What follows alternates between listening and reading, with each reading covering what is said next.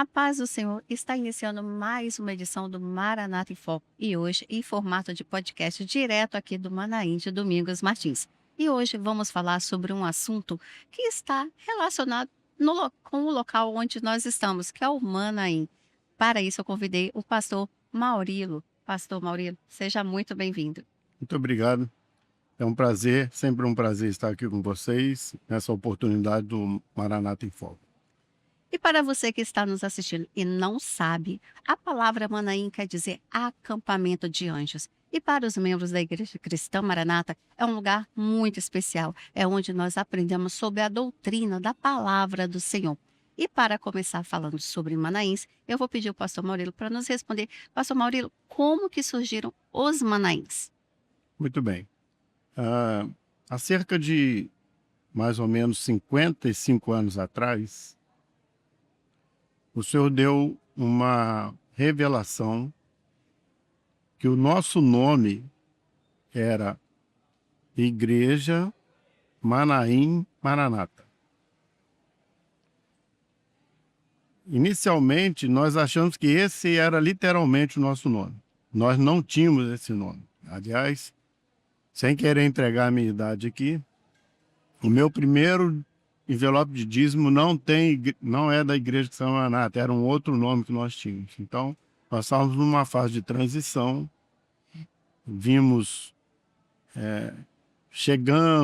estávamos chegando da igreja tradicional, conhecemos o batismo com o Espírito Santo, viemos para a obra, mas nós tínhamos um outro nome. E o Senhor deu essa revelação ao pastor Jonas, saudoso pastor Jonas, sobre que nós íamos chamar Manaim Maranata. Mas esse assunto foi colocado diante do Senhor e o pastor Gideuti, na época, teve o discernimento, né? Ele era muito usado em discernimento. Ele teve um discernimento muito claro, ele dizendo assim, não vai ser isso. Nós vamos ter os locais onde a doutrina vai ser colocada, onde ela vai ser ensinada, onde ela vai ser informada ao nosso povo, onde todos vão poder ter acesso. Esses locais vão se chamar Manaíns. Mas o nosso nome vai ser Maranata.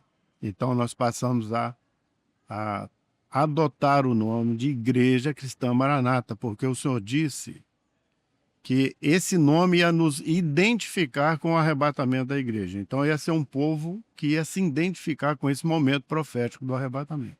E os Manaíns seriam locais, naquela época nós não tínhamos nenhum, que iam ser os locais, então, destinados à transmissão da doutrina. E daí veio, então, esse local aqui, Domingos Martins, que era muito, muito simples na época, muito tosco, né?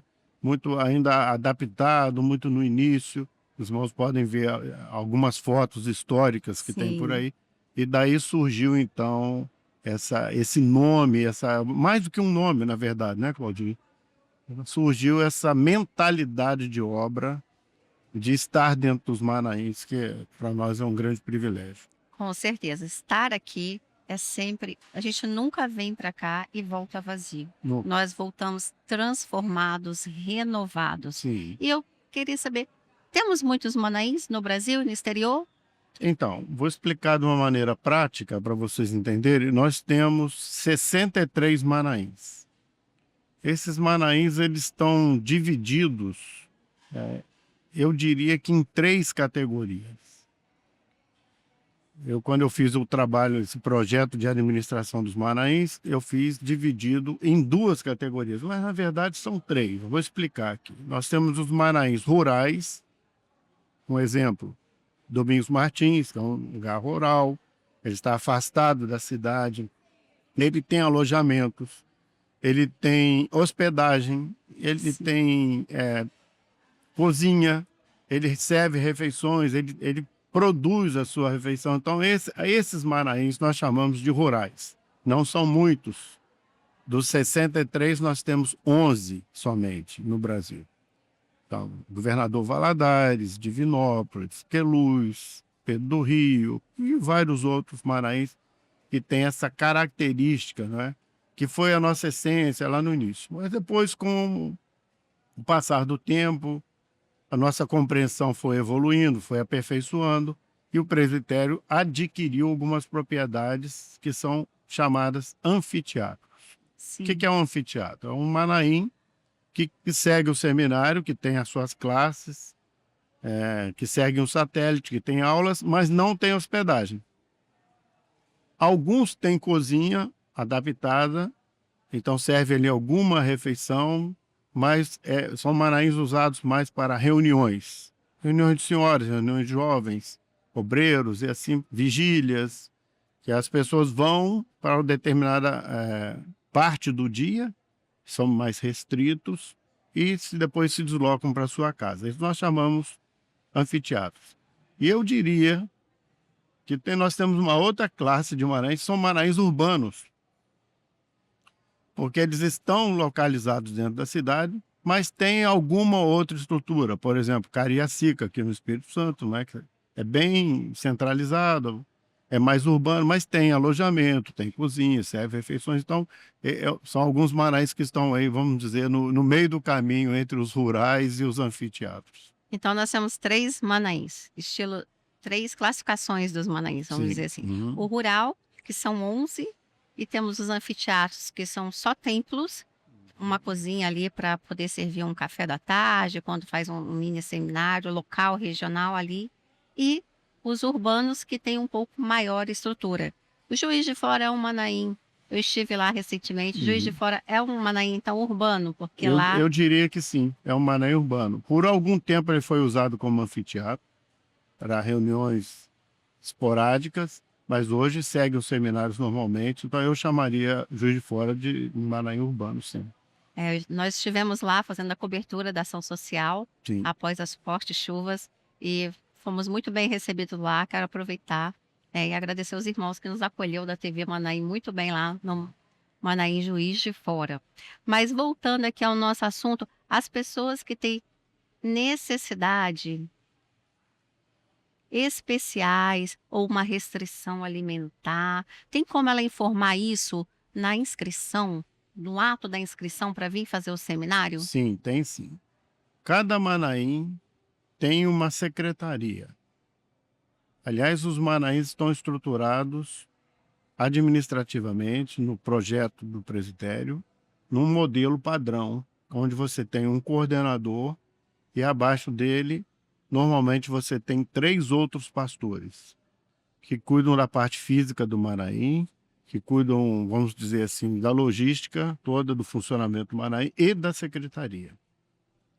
Então, é função do coordenador do Manaim divulgar um telefone para que todos possam ter acesso à informação. Você pode registrar isso no ato da inscrição, quando for fazer a inscrição, mas também pode e deve entrar em contato com os secretários de cada Manaim, dizendo sua restrição alimentar, se for o caso, sua restrição de mobilidade, necessidade de acessibilidade. E é bom que se diga que essa deve ser e é uma preocupação constante nossa. Nós estamos sempre adaptando os Manaíns, sempre proporcionando aos nossos irmãos que têm necessidades especiais um meio, um modo, uma maneira correta de ser bem atendidos. É nosso dever atender bem a todos eles. Com relação às aulas dos Manaíns, nós sabemos que aqui o Manaim o calendário oficial dos seminários partem seguindo o calendário do Manaim de Domingos Martins, dos Sim. demais Manaíns. As aulas que acontecem nos outros Manaíns são 100% retransmitidas daqui de Domingos Martins ou há alguma interação com aulas locais também? Normalmente, Domingos Martins dita todas as regras e nós, os outros Manaíns, seguimos o calendário oficial de Domingos Martins.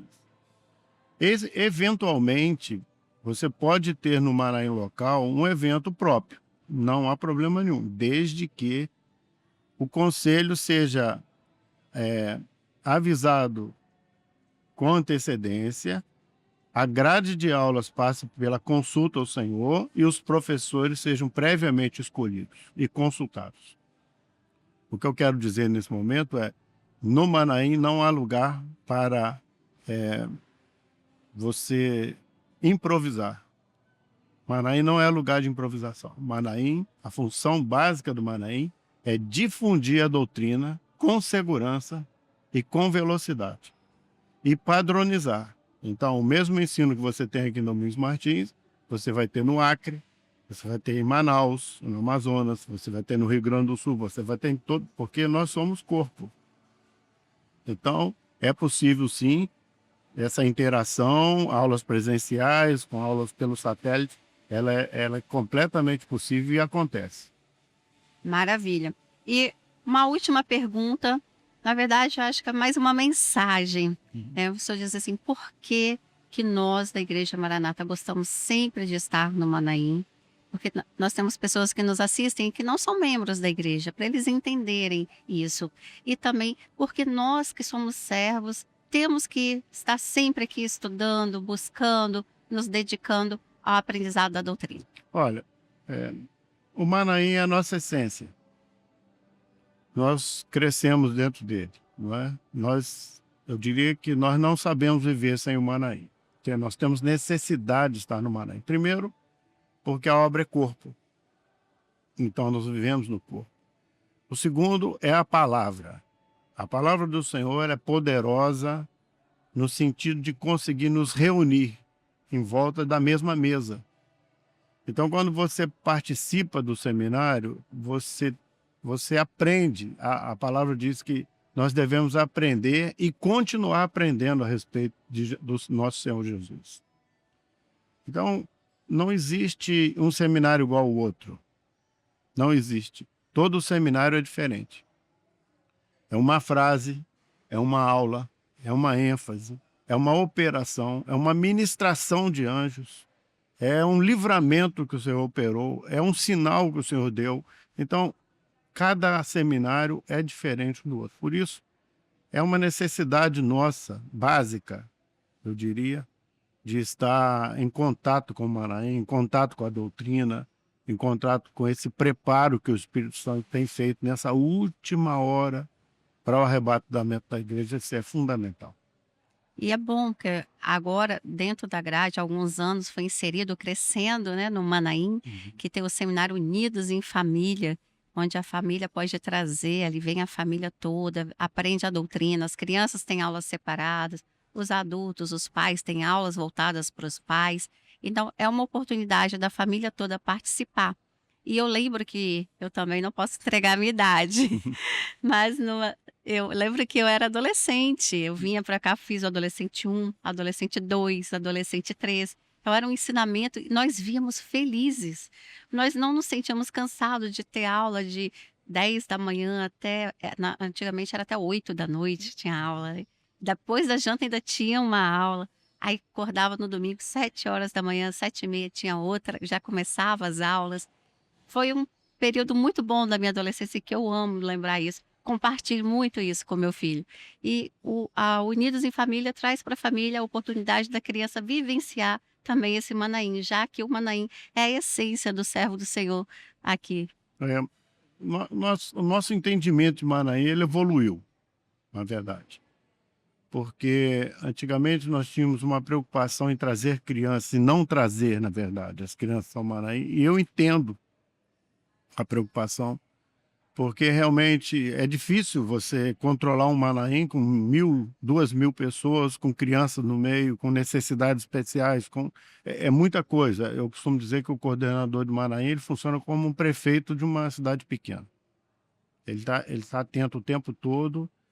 Então, nós por muitos anos, entre aspas, impedimos as crianças de vir ao Manaim, ou não abrimos, de certa forma, mas esse entendimento mudou muito. Nós tínhamos um Manaim, hoje estamos 63. Nós temos um Manaim no exterior, inclusive. Então, há uma necessidade e o número de crianças vem crescendo a cada dia. Então, nós tivemos que estruturar. Tem vários trabalhos. Você citou um que é Crescendo no Manaim, mas tem vários trabalhos nos diversos Manaíns.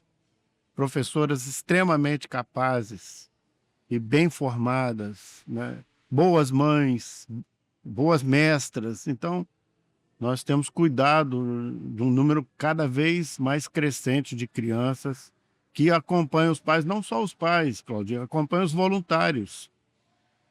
No Manaim, que eu sou responsável, por exemplo, grande parte das crianças que estão lá são filhos de voluntários, dos médicos que têm que levar, das pessoas que estão trabalhando na segurança, na cozinha. Não tem onde deixar as crianças, nem querem deixar as crianças. Então, hoje nós temos uma realidade diferente. As crianças pedem para ir ao Manaim, elas exigem, elas obrigam os pais a se inscrever. Então, é realmente uma alegria muito grande poder participar dos Manaíns. Realmente, meu filho particular, ele adora o Manaim, vir ao Manaim, participar das aulas, e ele se sente, assim, extremamente à vontade. No Unidos em Família, eu vejo no café da manhã e na hora de dormir, Sim. porque ele fica aqui, as crianças se envolvem junto aos grupos e é uma bênção. Pastor Maurino, muito obrigada Nada. por trazer esse esclarecimento sobre os Manaíns, porque os irmãos precisam saber o que é o Manaim, o objetivo Manaim, e para quem também está nos assistindo, entender por que que a gente ama tanto o Manaim. Hein? Ama tanto o Manaim. Eu estou e estarei sempre à disposição de vocês. Foi uma alegria. Muito obrigada, Paz pastor. do Senhor. Paz do Senhor. E é você que está assistindo o podcast. Nós encerramos por aqui e voltamos na próxima edição com mais informações do Maranata em Foco. A paz do Senhor.